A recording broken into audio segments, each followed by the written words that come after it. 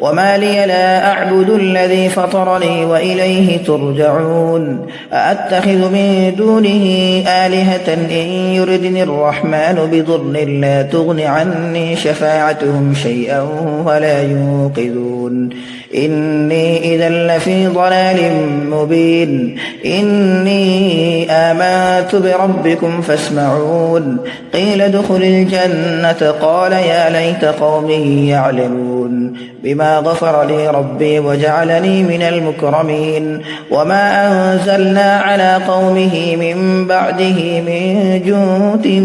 من السماء وما كنا منزلين إن كانت إلا صيحة واحدة فإذا هم خامدون يا حسرة على العباد ما يأتيهم من رسول إلا كانوا به يستهزئون ألم يروا